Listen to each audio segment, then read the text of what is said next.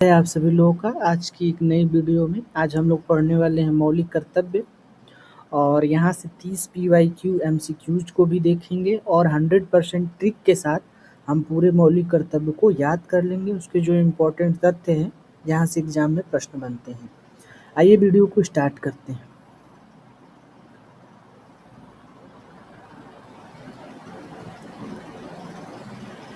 संवैधानिक स्रोत अगर देखा जाए मौलिक कर्तव्य का क्या है, तो मूल संविधान में मौलिक कर्तव्यों का उल्लेख नहीं था। इन्हें स्वर्ण सिंह समिति की सिफारिश पर 42वें संविधान संशोधन अधिनियम 1976 द्वारा जोड़ा गया। तो इसे कब जोड़ा गया था? 42वां संविधान संशोधन 1976 था। उस समय इंदिरा गांधी की सरकार थी। ठीक है, किसकी सरकार थी? इंदिरा गांधी की। प्रेरणा क्या है? यह तत्कालीन सोवियत संघ यूएसएसआर के संविधान से प्रेरित है। यानी लिया कहाँ से है?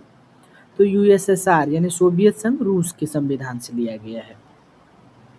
संविधान में स्थान, इन्हें संविधान के भाग 4A यानी 4 क और अनुच्छेद 51 यानी 51 क के अंतर्गत रखा गया है।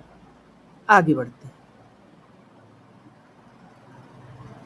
अगर बात करें 1976 में जब मौलिक कर्तव्य जोड़ा गया तो उस समय कितने जोड़े गए थे? तो 10। इनकी संख्या कितना थी? 10। लेकिन वर्तमान में हम कितना पढ़ते हैं? 11। तो 11वां मौलिक कर्तव्य कब जोड़ा गया? तो ये जोड़ा गया 86वां संविधान संशोधन अधिनियम 2002 के तहत। ठीक है, इसमें क्या प्रावधान है? इसमें 6 से 14 तक के वर्ष के बच्चे जो भी हैं उनके माता पिता या संरक्षक का यह कर्तव्य है कि वे उन्हें शिक्षा के अवसर को क्या करें? प्रदान करें। ओके, चलिए आगे बढ़ते हैं हम लोग। अच्छा, इसकी प्रकृति कैसी है? तो ये नॉन जस्टिसिएबल है, यानी ये गैर न्यायोचित है, अर्थात इनके उल्लंघन पर सीधे तौर पर अदालत द्वारा दंड नहीं दिया जा सकता जब तक कि संसद इस पर कोई कानून न बनाए। यानी इस पे दंड तभी दिया जाएगा जब संसद क्या करे? कानून बनाए। केवल नागरिकों के लिए, इसका क्या मतलब है? मौलिक कर्तव्य केवल भारतीय नागरिकों पर लागू होते हैं, विदेशियों पर लागू नहीं होता है। ये भी इम्पोर्टेंट पॉइंट है। तीसरा क्या इम्पोर्टेंट चीज हम लोग देख सकते हैं? वर्मा समिति 1999 बनी थी। इस समिति ने कुछ मौलिक कर्तव्यों की पहचान की और उन्हें कार्यान्वयन के लिए कानूनी प्रावधानों की व्यवस्था की थी। ये उतना इम्पोर्टेंट नहीं है। आगे बढ़ते हैं। अब हम लोग ट्रिक से याद करेंगे मौलिक कर्तव्य को। और इस ट्रिक को कैसे याद करेंगे?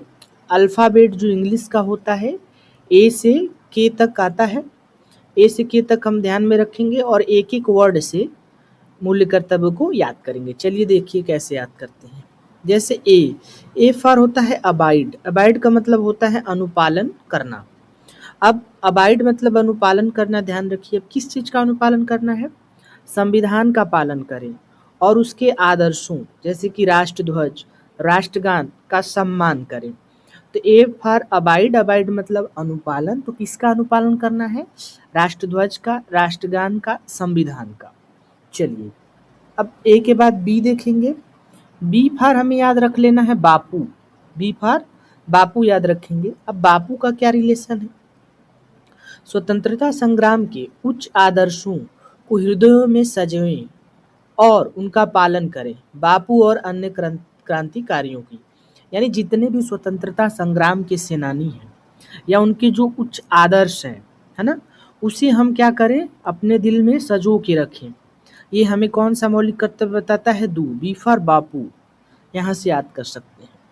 सी से याद कर सकते हैं सेंट्रलाइजेशन। सेंट्रलाइजेशन का मतलब यहाँ यूनिटी से है, एकता से है। अर्थात तीसरा मौलिक कर्तव्य क्या बताता है? कि भारत की संप्रभुता, एकता और अखंडता यानी सोवर्जिनिटी, यूनिटी, इंटीग्रिटी की रक्षा करें। ये इम्पोर्टेंट है। तो सेंट्रलाइजेशन मतलब एकता, किसकी? संप्रभुता, एकता और अखंडता की रक्षा करें। चौथा है डी फॉर डिफेंड। डिफेंड मतलब रक्षा है, सिक्योरिटी है, यानी देश की रक्षा करें और आह्वान किए जाने पर राष्ट्र की सेवा करें। यानी जब जरूरत हो तो राष्ट्र की क्या करें, सेवा के लिए तत्पर रहें। तो डिफेंड मतलब रक्षा। आगे बढ़े हम लोग। ई फॉर इक्वेलिटी है, यानी पांचवा मौलिक कर्तव्य क्या है, देखिए इक्वेलिटी और ईप से याद कर सकते हैं, यानी समानता और महिलाएं। क्या मतलब है, यानी भाईचारे की भावना, ब्रदरहुड की भावना बढ़ाएं और महिलाओं के सम्मान के विरुद्ध प्रथाओं का त्याग करें, यानी वो प्रथाओं को त्याग दें जो महिलाओं के सम्मान के विरुद्ध है। तो ई फॉर इक्वेलिटी, इक्वेलिटी लाना, भाईचारे का और महिलाओं का सम्मान करना, कौन सा कर्तव्य है, पांचवा। अब छठा F for forts and fashion. Forts मतलब संस्कृति, यहाँ से है संस्कृति धरोहर है, यानी कि हमारी सामासिक संस्कृति यानी कंपोजिट कल्चर और गौरवशाली परंपरा का महत्व समझें और उसका परिरक्षण करें। नेक्स्ट बढ़ते हैं हम लोग। जी फॉर है ग्रीनरी। ग्रीनरी का मतलब क्या है, ग्रीनरी का मतलब होता है पर्यावरण, यानी प्राकृतिक पर्यावरण की रक्षा करें और उनका संवर्धन करें। इसमें वन, झील, नदी, वन्यजीव, तालाब, पक्षी अभ्यारण्य, नेशनल पार्क ये सब आ जाते हैं। तो जी फॉर ग्रीनरी, ग्रीनरी से पर्यावरण की रक्षा करें। और इसके बाद है एच फॉर ह्यूमनिज्म, यानी ये आठवां है। ह्यूमनिज्म का मतलब क्या है, मानवतावाद, यानी वैज्ञानिक दृष्टिकोण, मानववाद और ज्ञानार्जन तथा सुधार की भावना का विकास करें। तो वैज्ञानिक दृष्टिकोण से ह्यूमनिज्म संबंधित है, उसका हम क्या करें, विकास करें। अब नौवां हम लोग पढ़ेंगे आई जे के, यानी नौवां, दसवां, ग्यारहवां क्या है उसको देखते हैं। आई फॉर इनकम है, इनकम का मतलब है संपत्ति, यानी सार्वजनिक संपत्ति यानी पब्लिक प्रॉपर्टी को सुरक्षित रखें और हिंसा से दूर रहें। ये हमारा नौवां मौलिक कर्तव्य है। दसवां है जे फॉर ज्वाइंट एक्शन, यानी सामूहिक गतिविधि, यानी व्यक्तिगत और सामूहिक गतिविधियों के सभी क्षेत्रों में उत्कर्ष की ओर बढ़ने का सतत प्रयास करें। और अंत वाला है ग्यारहवां, जो कि 86वें संविधान संशोधन 2002 द्वारा जोड़ा गया था, के फॉर किड्स, यानी किड्स मतलब बच्चे, यानी 6 से 14 वर्ष तक के बच्चों को शिक्षा के अवसर प्रदान करना। यह 86वें संविधान संशोधन 2002 द्वारा जोड़ा गया था।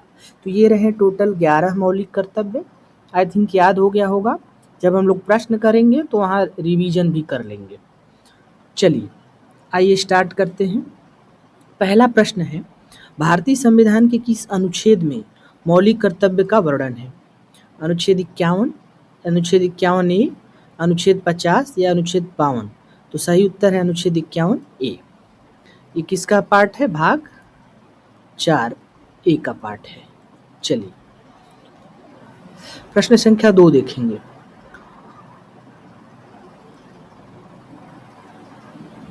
मौलिक कर्तव्यों को किस संविधान संशोधन द्वारा जोड़ा गया था?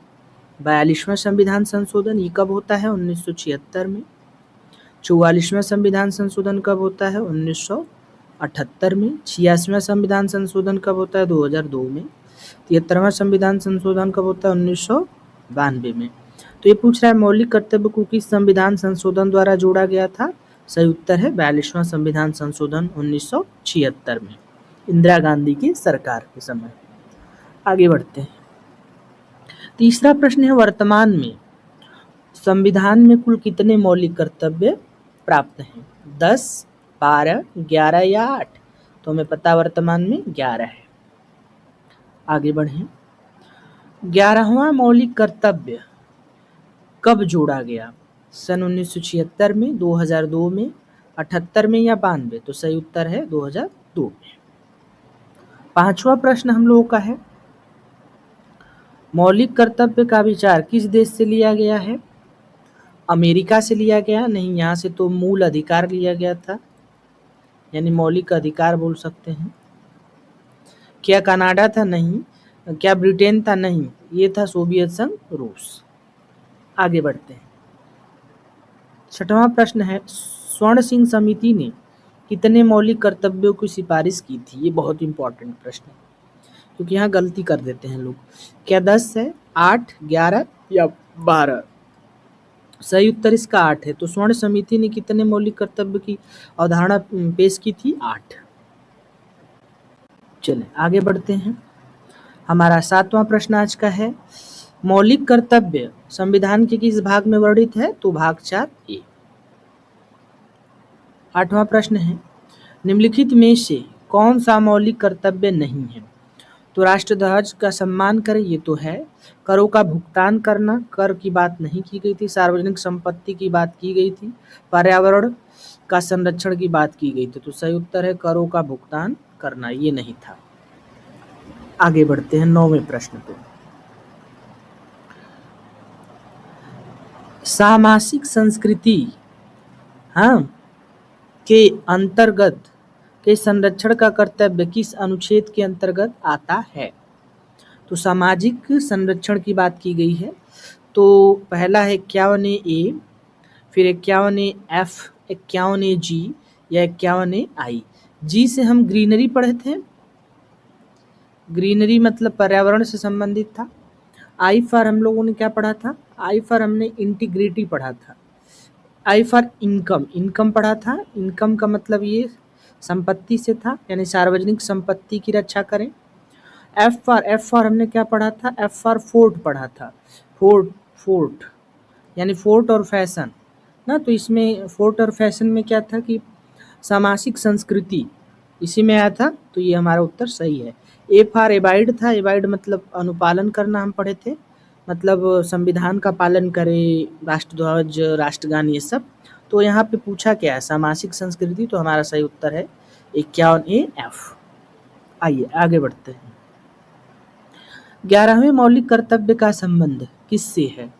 तो हम लोगों ने देख लिया, बच्चों की शिक्षा से है। आगे बढ़ें, 11वें प्रश्न के ऊपर हम लोग बढ़ते हैं। मौलिक कर्तव्य किन पर लागू होते हैं? तो मौलिक कर्तव्य केवल सरकारी कर्मचारी पे होते हैं? ऐसी बात नहीं है। केवल विदेशियों पर? विदेशियों को तो मिला ही नहीं है। केवल भारतीय नागरिक पे? तो यही सही जवाब, ये सही सभी नहीं होगा। पढ़ते हैं हम लोग 12वें प्रश्न के ऊपर। वैज्ञानिक दृष्टिकोण और मानवता का विकास करना किस प्रकार का कर्तव्य है? तो क्या ये नागरिक कर्तव्य है? क्या ये नैतिक कर्तव्य है? क्या ये मौलिक अधिकार तो नहीं है, कानूनी अधिकार नहीं है, नैतिक भी नहीं है, हमारा एक नागरिक कर्तव्य है। चलिए आगे बढ़ें। नेक्स्ट 13 नंबर होगा। ठीक है, प्रश्न ये है कि सार्वजनिक संपत्ति को सुरक्षित रखना और हिंसा से दूर रहना कौन सा कर्तव्य था? चलिए, आई फॉर हमने क्या पढ़ा अभी? इनकम पढ़ा, यानी सार्वजनिक संपत्ति की रक्षा रखना, यही तो हमारा सही जवाब हो गया, पहला ही वाला। जी फॉर ग्रीनरी था, ग्रीनरी का मतलब वही पर्यावरण से था। जे फॉर क्या था? ज्वाइंट एक्शन, तो ज्वाइंट एक्शन था, यानी सामूहिक गतिविधि में भाग ले सकते हैं। और के फॉर हमने क्या पढ़ा था? किड्स, किड्स मतलब बच्चे, वहीं 86वां संविधान संशोधन उनकी शिक्षा से संबंधित है। आगे बढ़े तो हमारा सही उत्तर पहला हो गया। अब हम लोग पढ़ेंगे 14वां प्रश्न। क्या पूछ रहा है? मौलिक कर्तव्यों की प्रकृति कैसी है? वाद्य योग्य है, अवाद्य योग्य है, बाध्यकारी तो नहीं है, इनमें से कोई नहीं है, नहीं, ये वाद्य योग्य है, यानी अवाद्य योग्य है, नॉन जस्टिसिएबल है। बढ़े 15 नंबर पे। वर्मा समिति 1999 का संबंध किससे है? तो मौलिक कर्तव्य से है। राष्ट्रगान का अनादर करना किस कर्तव्य का उल्लंघन है? तो देखिए, राष्ट्रगान एबाइड मतलब अनुपालन करना, हम लोग पढ़ चुके थे। तो ए फॉर अबाइड करना, एबाइड मतलब पालन करना, पालन करना मतलब राष्ट्रगान का, राष्ट्रध्वज का, इसके साथ संविधान का। बी फॉर हमने क्या पढ़ा था? बी फॉर बापू हमने पढ़ा था, यानी जितने स्वतंत्रता सेनानी हैं या उनके उच्च आदर्श उसको अपने हृदय में बना के रखें। सी फॉर हमने सेंट्रलाइजेशन पढ़ा था, है ना। सेंट्रलाइजेशन का मतलब ZED होगा, ठीक है। सेंट्रलाइजेशन मतलब कि एकता पढ़ा था, यानी भारत की एकता, संप्रभुता, एकता और अखंडता को बना के रखना। डी फॉर हमने डिफेंड पढ़ा था। डिफेंड मतलब रक्षा था, यानी देश की रक्षा करना, आह्वान किए जाने की सेवा करना। तो राष्ट्रगान का अनादर पहले में आ जाएगा, क्योंकि पालन नहीं करेंगे तो अनादर कर रहे हैं। आगे बढ़े। प्राकृतिक पर्यावरण की रक्षा का वर्णन किस अनुच्छेद में है? तो देखो जी फॉर ग्रीनरी आ गया ना, GREE ग्रीनरी मतलब वही पर्यावरण, तो सही उत्तर यही है। एच फॉर ह्यूमैनिज्म है, ह्यूमैनिज्म का मतलब है मानवतावाद, ठीक है। तो वैज्ञानिक दृष्टिकोण मानवतावाद का विकास इसमें है। जे फॉर वही ज्वाइंट्स, जे फॉर क्या है, जे फॉर ज्वाइंट्स है, ज्वाइंट्स इसमें मतलब वो आ जाता है जैसे व्यक्तिगत और सामूहिक गतिविधियों के सभी क्षेत्रों में उत्कर्ष का प्रयास करें। और ई फॉर क्या था, ई फॉर हम लोगों ने पढ़ा था इक्वालिटी, यानी भाईचारे का विकास। आगे बढ़ते हैं, प्रश्न संख्या 18 है, अब सारा रट जाना चाहिए। व्यक्तिगत और सामूहिक गतिविधियों में उत्कर्ष को बढ़ाना किस अनुच्छेद में है? जे में है, आई में है, एफ में है या के है? के फॉर किड्स है, एफ फॉर क्या है, एफ फॉर फोर्थ सांस्कृतिक है, और आई फॉर क्या है, इनकम, यानी कि इनकम हम लोग पढ़े थे आई फॉर सार्वजनिक संपत्ति से, तो जे फॉर ज्वाइंट्स यानी व्यक्तिगत सामूहिक गतिविधि ज्वाइंट्स हो गया। आगे बढ़ें, 19 नंबर प्रश्न है हमारा, भारतीय संविधान में मौलिक कर्तव्य किस प्रधानमंत्री के समय जोड़े गए थे? तो बता दिया गया है, इंदिरा गांधी। तेजी से कर लेते हैं, प्रभुत्ता, एकता और अखंडता की रक्षा किसमें है? तो ये है सी में, यानी तीसरा में, सेंट्रलाइजेशन। 51 AC, भारतीय संविधान में मौलिक कर्तव्यों को अन्यायपूर्ण बनाने का मुख्य कारण क्या था? ये था इन्हें केवल नैतिक निर्देश मानना। 22वां है, वर्मा समिति ने कितने कानूनी प्रावधान की पहचान की जो मौलिक कर्तव्यों को लागू करने में मदद करता है? तो 8 किया था इन्होंने। संविधान का पालन करना, उसके आदर्शों सम्मान करना किस प्रकार का कर्तव्य है? तो एक हमारा नागरिक कर्तव्य है, ना ही राजनीतिक है, ना ही कानूनी है, ना आर्थिक है, हमारा राजनीतिक है। बढ़े 24 प्रश्न पे। 24 है, किस अनुच्छेद के तहत भारत की संप्रभुता, एकता और अखंडता की रक्षा का प्रावधान है? तो एबाइड, अनुपालन करना। 51 AC, बी फॉर बापू था ये, तो स्वतंत्रता सेनानी उच्च आदर्श को बना के रखना। ए फॉर एबाइड ये वाला होगा सही उत्तर। आगे बढ़ते हैं, देश की रक्षा करना और आह्वान किए जाने पर राष्ट्र की सेवा करना।